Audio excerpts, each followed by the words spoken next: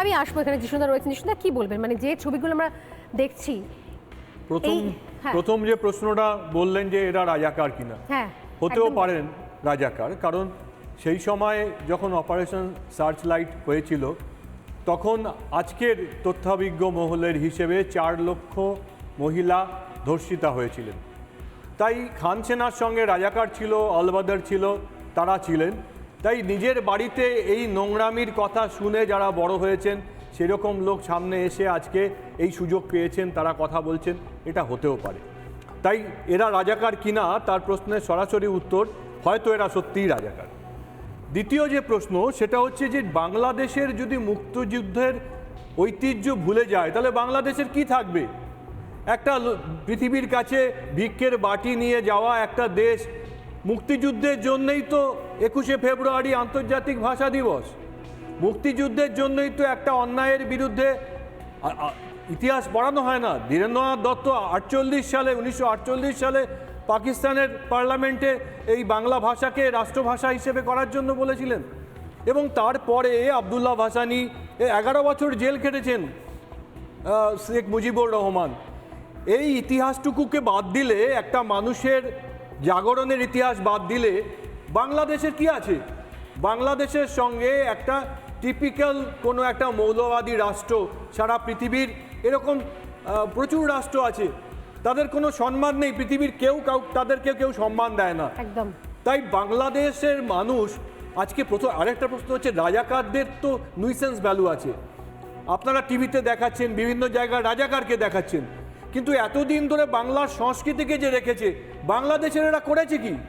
বংশবৃদ্ধি করা ছাড়া আর পাশের বাড়ির ভদ্রমহিলাকে রেপ করা ছাড়া এরা বাংলাদেশ, বাংলার গৌরবের জন্য, ঐতিহ্যের জন্য একজন মানুষের নাম বলুন যে কাজ করেছে। যারা করেছেন তারা বাংলাদেশের হিন্দুরা করেছেন, আর মুক্তিযুদ্ধের সময় যে মানুষেরা মানবতার জন্য লড়াই করেছেন তারা করেছেন। তাদের কারোরই ঐতিহ্য এরা বহন করতে চান না। তার জন্য আজকে বাংলাদেশের মুক্তিযুদ্ধকে ভুলে গেলে, শেখ মুজিবুর রহমানকে ভুলে গেলে, বাকি যে অংশটা থাকে তাকে সারা পৃথিবীর সবাই ধিক্কার দেবে, সবাই ঘেন্না করবে। একটা কথা বলবো, আমি এক লাইন বলছি যে আগে বাংলাদেশে কোনো ইংরেজি শব্দ ব্যবহার করলে সেই বাংলাদেশের লোকেরা খুব ক্ষুব্ধ হতো, এখন সেখানে উর্দুকে প্রমোট করা হচ্ছে।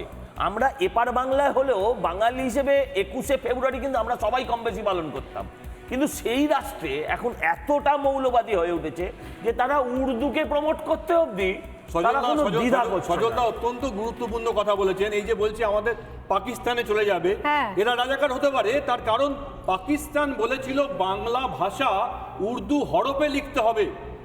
ধীরেন্দ্রনাথ দত্ত, আবদুল্লাহ ভাসানী, মৌলানা ভাসানী, তারা এরই প্রতিবাদ করেছিলেন, যেটা সজলদা বললেন, যে বাংলা ভাষা উর্দু হরফে বাঙালি লিখবে না।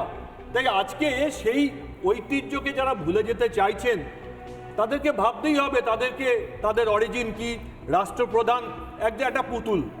আমাদের সঙ্গে যারা রয়েছেন এই মুহূর্তে, গবেষক জিষ্ণু বসু রয়েছেন, আমার সঙ্গে রয়েছেন বিজেপি মুখপাত্র সজল ঘোষ, রয়েছেন রক্তিম দাস, বিশিষ্ট সাংবাদিক। প্রত্যেকে স্বাগত রিপাবলিক বাংলায় সোজাসুজি স্বর্ণালীতে। খুব ছট করে 3টে প্রশ্ন আমি নিয়ে নিচ্ছি, যে 3টে প্রশ্ন থেকে নজর রাখছি। প্রথম প্রশ্ন আজকে, যারা ইতিহাস বলতে চায় তারাই কি রাজাকার? ইউনুস এবং ইউনুসপন্থী এদের একটাই পরিচয় হওয়া উচিত নয় কি? শুধুমাত্র রাজাকার একটাই সম্বোধন হওয়া উচিত নয় কি? শুধুমাত্র রাজাকার রাজাকার রাজাকার। দ্বিতীয়, প্রয়োজনে আরো 2বার 71 লড়বে ভারত। আজকেই যারা বর্ষিয়ান 70-80 কাছাকাছি ভারতের বীর সন্তান, তারা এসে বলেছিলেন যে বাংলাদেশের বেইমানি আমরা দেখতে পাচ্ছি না। তারা ভুলে গেছেন আমরা যুদ্ধ বাংলাদেশের সঙ্গে করেছিলাম পাকিস্তানের সঙ্গে, কিন্তু এই রকম বেয়াদবি দেখলে ওই 71 আরো 2বার লড়তে পারে ভারত, সেটা যেন বাংলাদেশ ভুলে না যায়। এবং তৃতীয় প্রশ্ন, ভারতের ধৈর্যের বাঁধ ভাঙলে বিপদ বাড়বে না তো ইউনুসের? 3টে প্রশ্ন নিয়ে আসছি, শুরুতেই আসি। সজল ঘোষ আমাদের সঙ্গে রয়েছেন, বিজেপি মুখপাত্র। সজলদা, কি বলবেন যে রাজাকার থেকে সূত্রপাত আজকে এই ধরনের প্রত্যেক মুহূর্তের বিদ্বেষ, ভারতীয় সেনা থেকে শুরু করে ভারতের সমস্ত রকমের পাশে থাকা সবকিছুকে যারা ছোট করছে, হ্যাটা করছে এবং অপমান করছে, এত কিছুর পরেও ভারতের পক্ষে এখনো পর্যন্ত মৈত্রীর বার্তা গেছে? দেখুন, প্রথম কথা হচ্ছে যারা আপনাকে হ্যাটা করছে বা যারা আপনাকে ছোট করছে, অপমান করছে, তাদের নিজস্ব কোনো মানই নেই, ওরা ল্যাংটা, ওদের বাটপারের কোনো ভয়ই নেই। আপনি আমাকে বলুন না এদের কি কন্ট্রিবিউশন আছে? যে লোকটা আজকে কিন্তু খুব মাইলেজ পেয়ে গেল, ওই যে দুটো লোক হাফবুড়ো এমনি কথা বলতে বলতে ওর শ্বাস ফুলে যাচ্ছে, নিঃশ্বাস ফুলছে, এত হাঁপাচ্ছে, 4 দিনে কলকাতা দখল করে নেব নিয়ে আল্লাহর নাম করলো।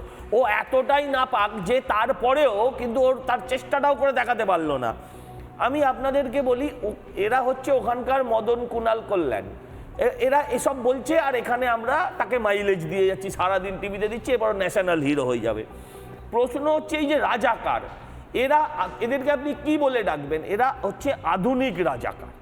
আমি আপনাকে বলি যে আবার 71-এর লড়াই ইন্ডিয়াকে লড়তে হবে, কিন্তু ইন্ডিয়া কেন লড়ছে না? ধরুন ঘরে বাইরে এই প্রশ্নটা আমাদের বারবার ফেস করতে হচ্ছে যে প্রধানমন্ত্রীর তরফে এখনো কোনো বার্তা নেই কেন, সেন্ট্রাল গভর্নমেন্টের তরফে এখনো কোনো অ্যাকশন নেই কেন? আগে আপনি আমাকে বলুন, যেই মুহূর্তে এই বাংলাদেশের ওপর যদি কোনো সার্জিক্যাল স্ট্রাইক হয়, যদি ভারতবর্ষ আক্রমণ করে বাংলাদেশকে, পরের মুহূর্ত থেকে যারা ওপারের সংখ্যালঘুর জন্য মিনমিন গলায় যারা চিৎকার করছিল, যে সমস্ত রাজনৈতিক দলগুলো, সেই সমস্ত রাজনৈতিক দলগুলো একদম সিংহ বিক্রমে তারা সামনে আসবে ওপারের সংখ্যালঘুদের ওপর হামলা হচ্ছে বলে। এবং আপনি নিশ্চিত থাকুন 3টে রাজ্যে, ভারতবর্ষের অন্তত 3টে রাজ্যে, দেখুন এই ভারত বাংলাদেশ নিয়ে লড়াইতে তামিলনাড়ুর খুব একটা মাথা ব্যথা নেই, কারণ সেটা বর্ডার নয়, আমাদের সরাসরি রক্ত টান আছে ওই দেশের সাথে। তা ফলে আমাদের যে যন্ত্রণা আছে, যেমন সাউথের যন্ত্রণা হচ্ছে শ্রীলঙ্কারকে নিয়ে হয়, ঠিক সেরকম ভারতবর্ষের বাঙালিদের যন্ত্রণা বাংলাদেশকে নিয়ে আছে, ভালোবাসা বাংলাদেশকে ঘিরে আছে। ঠিক যেই মুহূর্তে ভারতবর্ষ বাংলাদেশকে আক্রমণ করবে, বাংলাদেশ শেষ করতে 15 মিনিট লাগবে, 15 মিনিটও লাগবে না, আপনার শো শেষ হয়ে যাবার আগে দেখবেন বাংলাদেশ শেষ হয়ে গেছে। কিন্তু মুশকিল হচ্ছে এই রাজ্যে এইরকম 3টে রাজ্যে, ত্রিপুরা, আসাম, আরে পাগলেও মানে নিজের ভালো পাগলেও বোঝে, এরা এসব কিচ্ছু চায় না, এরা সব বাতেল আওয়াজ। কিন্তু যেই মুহূর্তে ভারতবর্ষ ওই ট্যাপে পা দেবে, সঙ্গে সঙ্গে এই 3টে রাজ্যে, বাংলা, ত্রিপুরা এবং আসামে, এখানে সংখ্যালঘুদের ভেতরে যে মানসিকতা জাগিয়ে তোলা হবে, এবং এই ফিলিংস আছে, আমাদের ব্রাদারহুড ফিলিংস না থাকলেও এরা আপনার প্যালেস্টাইনের জন্য চেঁচায়, এরা আপনার পৃথিবীর যে কোনো মুসলিম রাষ্ট্রের জন্য এরা কিন্তু চেঁচায়। আমরা বাঙালি হয়ে আমাদের সরাসরি নারীর যোগ থাকা সত্ত্বেও আমরা কিন্তু নির্বিকার আছি। আমি বলছি যে তখনই এই রাজ্যগুলোতে 3টে রাজ্যে দাঙ্গা শুরু হয়ে যাবে। এই দাঙ্গা কি আপনি আটকাতে পারবেন?